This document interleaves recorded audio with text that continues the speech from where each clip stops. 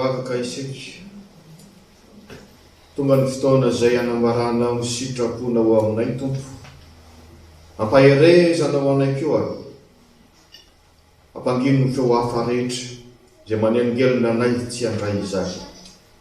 Deoka ny fanahinao no irotsaka ty anatinay indray, ampianatra sy andresy lahatra amin'ny anaran'i Jesosy Kristy. Amen.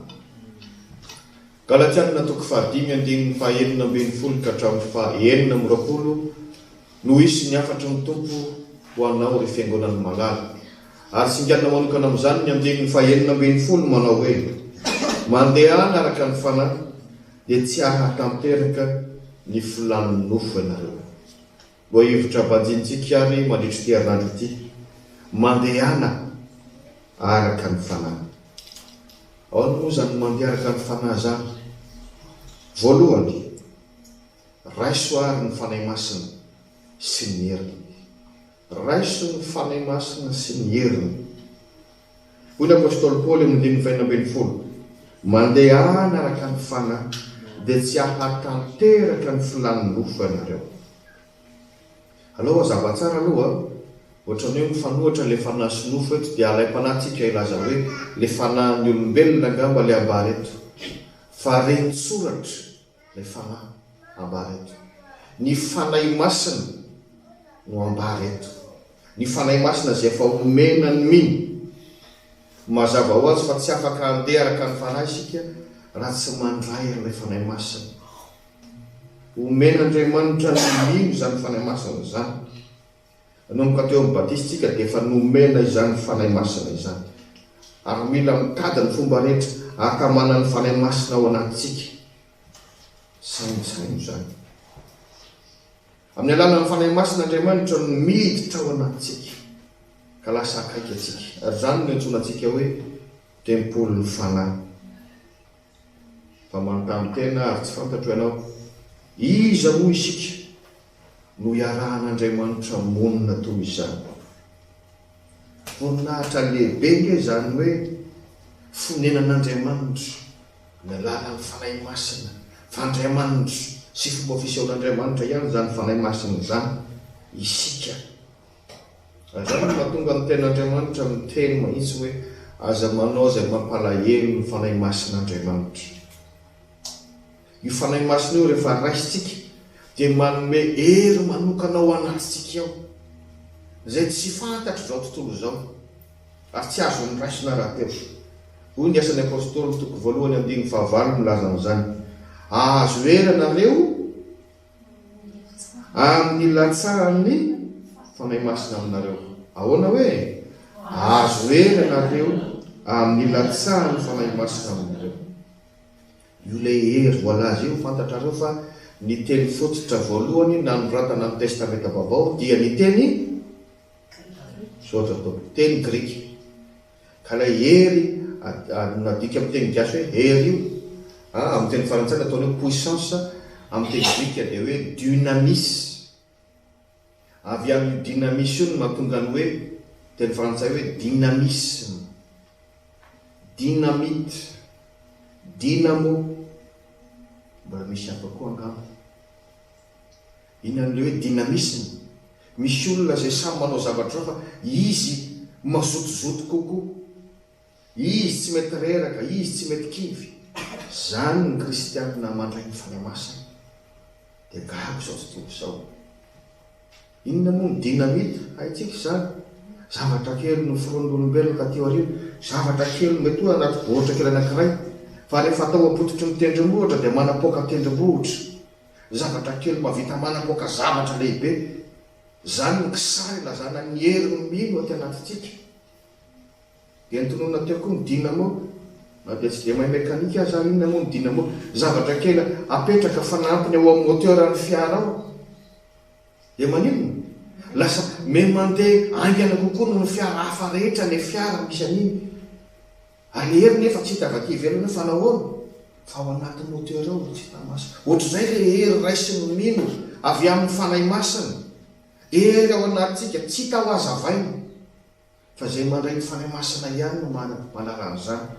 Dia gaga ny olona, gaga ny tsy mpivavaka mahita antsika tsy mety reraka, makaty ampiangonana foana, maika koa manovo hery, gaga ny olona mahafoy fotoana, mahafoy fitaovana, mahafoy talenta, mahafoy vola, mahafoy fitiavana sika.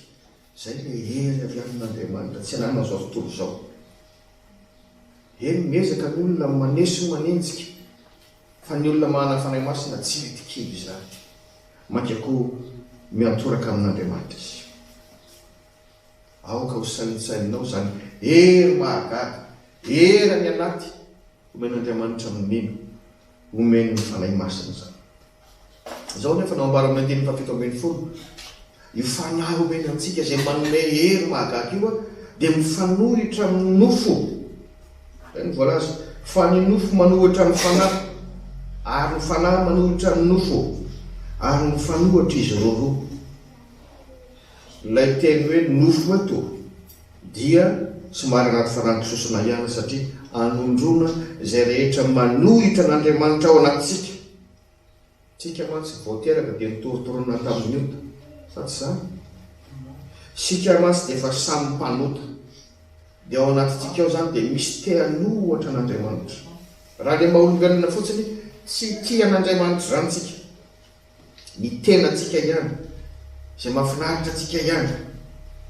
Azagaga ianao fa raha misy olona tsy manana ny fanahin'Andriamanitra dia te handeharaka ny fotsiny izy, zany hoe le ao anaty manohitra n'Andriamanitra. Zay mahafinaritra azy, zay mifanaraka amin'ny fihetsekony fotsiny, dia mariny araka zany zarehetra atao. Olona teny frantsay hoe le ego ao anatiny fotsiny. Zay ihany, inona no mahafinaritra, inona no mety amin'ny fihetsekoko. Dia ny mbola zasika dia efa hita sapo zany hoe raha vorentsika amin'izao fotsiny dia te hanohitra n'Andriamanitra zay mahafinaritra antsika ihany. Fantatrao zaza, midongy aminao zao rehetra zao na tsy mahasoa azy. Ny tsy mahal izy andray an'le asy maranitra, nefa manino izy raha mandray an'iny? Maratra izy, mahita an'le lasantsy izy miloko menamena dia manitona azy dia tia nosotona, nefa maninona? Akarary azy. Te hiroboka ao anatin'le ranomasina samboaravara be izy, tsy fantantsony zay ahafaty azy. Tahaka zany ny olona rehefa tsy manana ny fanahy masina, mandeha amin'izay filany nofo fotsiny. Azagaga ianao raha tanisainy ao amin'ny andininy faha 9-10 ka hatramin'ny faha 1-20, ny vokatry ny asan'ny nofo fotsiny. Inona moa zany? Hoy izy: fijangajangana, fahatony, fijejojejono, fanompotsamby, fanaovana ody ratsy, fandrafiny, fifandirana, ady lahy, fiafinafonana, fifampiandanina, fisarahana, fitokona, fialonana, fahamamona, filalaovan-dratsy. Ohatrany hoe tononona ingakingaina le izy dia ohatrany hoe lasa ny andamosin'ny disany rehefa avy eo, fa fitaratro zany. Mampijery fitaratsika amin'ny tompo dia samy misaintsaina hoe sao dia mbola zaza ny mandeha araka ny nofo fotsiny zany, sao dia mbola miaina araka n'ilay fanoherana n'Andriamanitra fotsiny aho. Io zany amin'ny lafiny iray ohatrany matematika, rehefa tsy manana ny fanahy masina ianao dia tsy maintsy mandeha araka ny nofo fotsiny ianao. Tonga ho azy io, tonga ho azy le hoe manjary manerana antsika izany ho sitrapon'Andriamanitra zany. Mampalahelo ngeny mahita olona tafaroboka ao anatin'ireo vokatry ny ratsy ireo, tafaroboka ao anatin'ny aratsiny. Mahafantatra ihany izy fa ratsy le ataony fa mamono eritreritra izy. Te hijanona izy fa tsy ampy hery, tsy maintsy hery amin'ny fanahy anambara teo.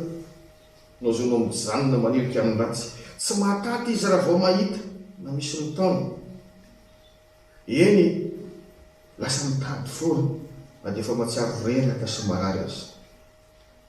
Ry havana, raiso ny fanahy masina, raiso ny hery omeny ny fanahy masina, fa tia anao Andriamanitra ary te hanafaka anao amin'izany gejany ny asan'ny nofo zany fotsiny.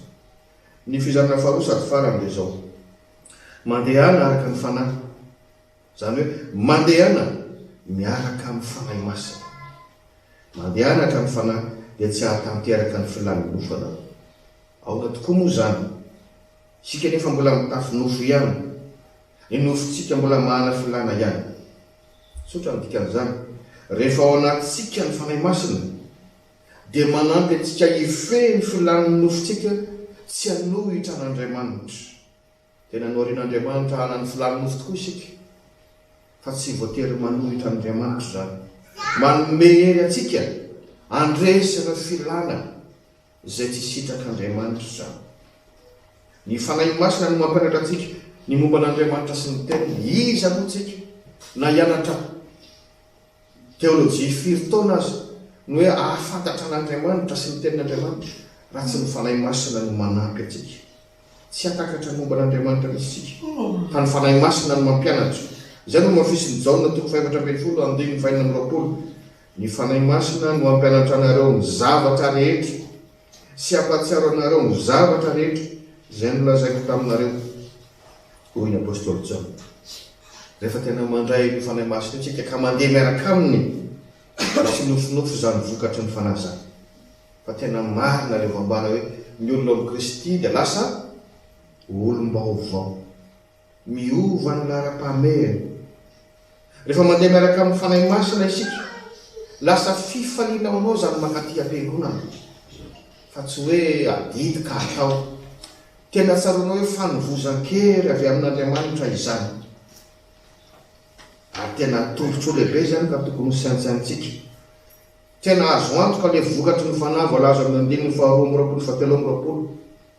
Isy fitiavana ny fiainanao, isy fifaliana, isy fiadanana, faharoko, fahamoram-panahy, fanaovan-tsoa, fahamarinana, fahalemem-panahy, fahononam-po.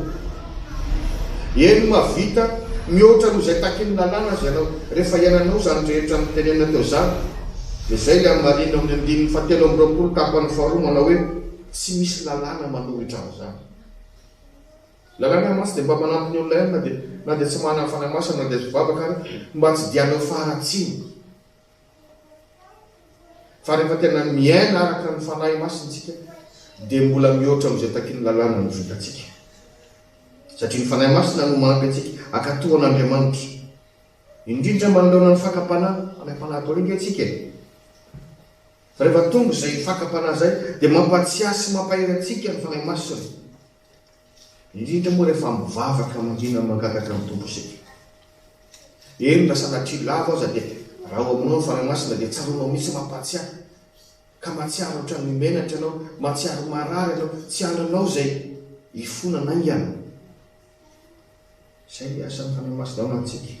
Tsaroa fa Jesosy Kristy nge mba nalainy devoly fanakotana ny hevitra, saingy nahatohitra sy naharesy amin'izany satria nanino nasoton'ny vavaka izy.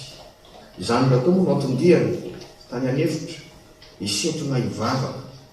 Izay nambarako anao nampianarako antsika hivavaka.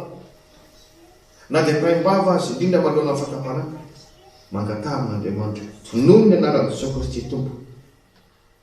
Rehefa mandeha miaraka amin'ny fanahy masina isika, manampy atsika hafetena zany fanahy masina zany, fa tsy hanao atao foana isika. Ka raha mba tezitra azy isika, tsy manota, araka ny voasoratra hoe tezera fa aza manota. Aoka tsy mitratra amin'ny masoandro miletika ny fahatezerana. Fa nandray eo amin'ny fahatezerana io zany dia efa fomba anankiray atakarantsika hoe kristianina na tsy kristianina tompony. Mety tezitra daholo tsika izao, fa ahoana no ataonao rehefa tezitra? Raha tezitra io dia tonga dia tsy maintsy misafoka, tsy maintsy mitabataba, tsy maintsy miteny ny ratsy, tsy maintsy mila agara mikasy tanana. Mialatsiny ana izana ianao manao an'izany, tena mbola manao izay mampalahelo ny fanahy masina tsika. Ary ny fiainanao manontolo ny voapozon'izany. Samy misanitsaina sy mandihy tena. Ry havana manana, voalaza teo fa misy hery manokana azontsika avy amin'ny fanahy masina. Noarina amin'ny dinamita, amin'ny dinamo, fa rehefa tsy arehitra moa ilay dinamita, inona ny tendrombohitra hipoaka eo? Rehefa tsy apetraka ilay dinamo ary velomina amin'ny fiaraka mandeha, nga hitafa ny anam-pandeha tahaka ny ahoana eo ianao. Tahaka izay koa ilay izy, omena antsika ilay hery. Fa rehefa tsy ampiasaintsika, rehefa tsy mandeha isika, dia tsy ahita vokatra mihitsy. Mandehana ary miaraka amin'ny fanahy masina, manoloran-tena, masahi mandray andraikitra eo amin'ny fiangonana, dia ho tsapanao zany Andriamanitra momba anao. Izany tompo miaraka aminao araka amin'ny teny indrao momba anao raha mandrakariva ambara-pahatoga ny fahatamperana amin'izao fotoana izao. Ho tanteraka aminao ny izany. Amen.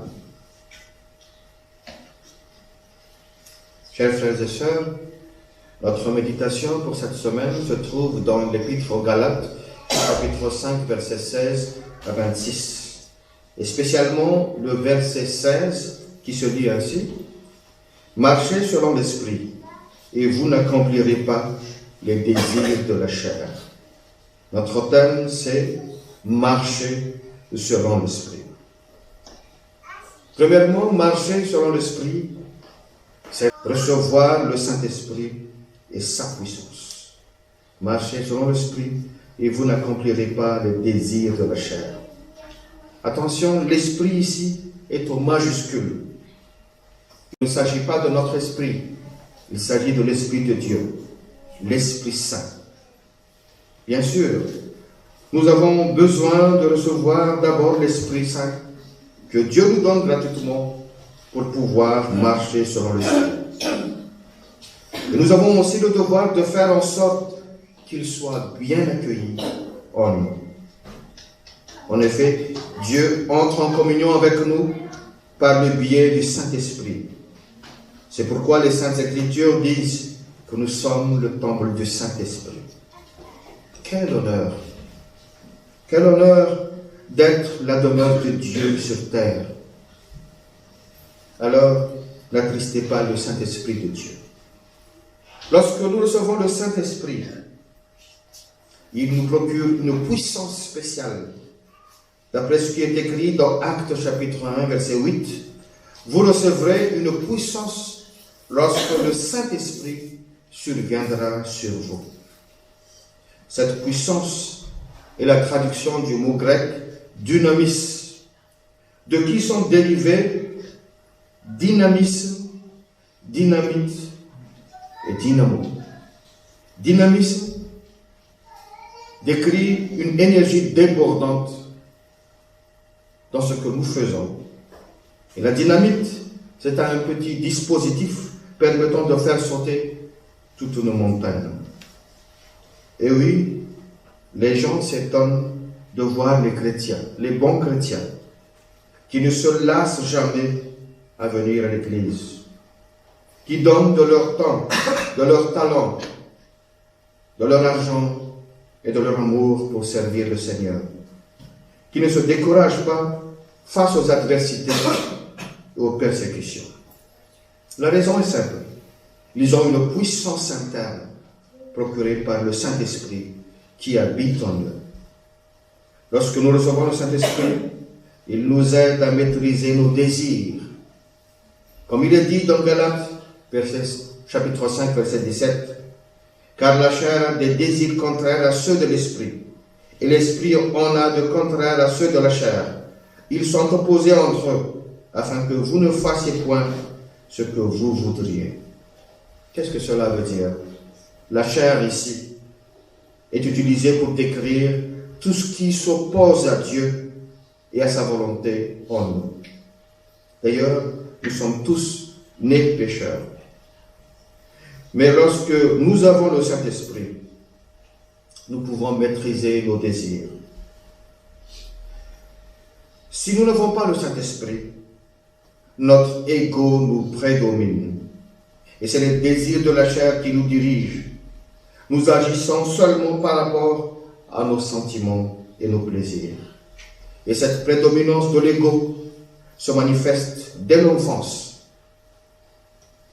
L'enfant veut tout faire, bien que cela nuise à sa santé, bien que cela présente un danger.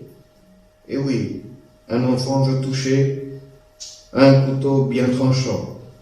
Un enfant veut boire de l'essence, car sa couleur rouge l'attire. C'est pourquoi une personne qui n'est pas encore habitée par le Saint-Esprit vit carrément les fruits des œuvres de la chair cités au verset 19 et 21, c'est-à-dire l'impudicité, l'impureté, la dissolution, l'idolâtrie, la magie, les inimitiés, les querelles, les jalousies, les animosités, les disputes, les divisions, les sectes, l'envie, l'ivrognerie, les excès de la table. Chers amis, c'est comme la mathématique. Ça vient facilement car on n'a plus le contrôle de soi. On s'oppose facilement à Dieu et à sa volonté lorsqu'on n'a pas le Saint-Esprit. Combien c'est triste de voir une personne addicte à la vie de débauche. Elle s'efforce d'étouffer sa conscience malgré elle, comme si elle voulait s'arrêter, mais elle ne peut pas finalement. Elle est facilement tentée malgré elle. Elle en dépend complètement malgré sa lassitude.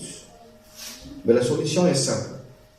Répondez-vous et demandez de l'aide au Seigneur. Demandez des parrainages auprès des aînés en Christ. Recevez le Saint-Esprit afin qu'il puisse vous transformer. Marcher selon l'Esprit. Deuxièmement, c'est cheminer avec le Saint-Esprit.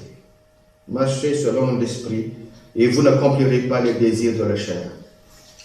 Comment cela se fait-il alors que nous vivons encore dans la chair?